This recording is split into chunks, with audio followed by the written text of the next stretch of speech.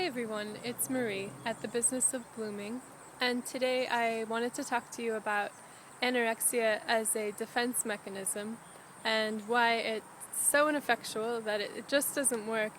And even though it might seem like a really good solution to a bad problem, it just isn't so. And something happened this week that made me think of this, and I thought it would be a good topic for a video. So this past week, I had a bit of bad news. I mean, bad. I don't know if it was bad or not. I just didn't like it at all. And when I was kind of processing this bad news, I realized that my mind and therefore my body reacted by becoming very stiff and very kind of rigid and tight. And it was almost as though I was like those little pill bugs, those little gray bugs that if you come near them or if you tap them, they just curl up in a ball and they don't move. And I think in a way I was acting like that. I thought that this bad news, this change of plans, this something that was out of my control, I thought all of these things were like an enemy and that I needed to defend myself. I needed to kind of build a very secure fortress, through which nothing could pass, nothing could hurt me. I would be safe inside, And it was a little freaky because this is like a mental and emotional state and a physical state that was very common when I was anorexic. So when I felt it and when I was aware of this kind of mind-body reaction I was having, it was a little eerie because it was something, so common when I was anorexic. And it made me realize that oftentimes in life when we feel that we are being threatened or when we feel that, things are flying out of control, that we need to do something about it, that we need to either defend ourselves or, reverse this action that's happening. And the problem is when we choose anorexia as something to defend ourselves with, we actually choose a really, really bad defense mechanism.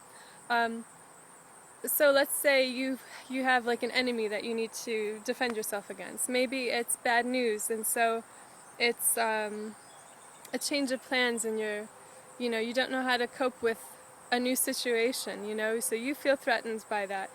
Maybe enemies look like people, so it could be family members, it could be romantic partners. They might make you feel like you can't be yourself, that you can't be authentic, and that you have to kind of censor who you are. Enemies could be something as simple as a school program or a career choice that you're kind of forcing yourself to fit into even though you don't belong there. And so in all of these different categories, you can perceive them as enemies as long as you aren't able to be authentic and you feel that things are out of your control or getting out of hand. And as a way to kind of take control again of your life, you decide to be anorexic. And that's something you can do. You can control calories, you can control your body weight, you can look at a number on a scale or a calorie number on the side of a box, and those are very straightforward things that you can get a hold of.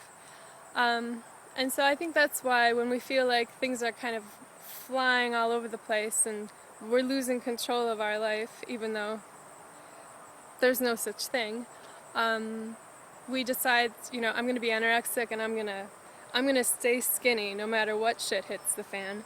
And the problem is when you choose anorexia as a defense mechanism, your defense mechanism actually becomes the most dangerous enemy or the most dangerous threat of all, more dangerous than the things that you thought you had to defend yourself against. Because in being anorexic, you are just undermining your very being one day at a time. You're stripping away your life energy, your love from yourself, You're just making your physical, your mental, your emotional bodies weaker and weaker and weaker.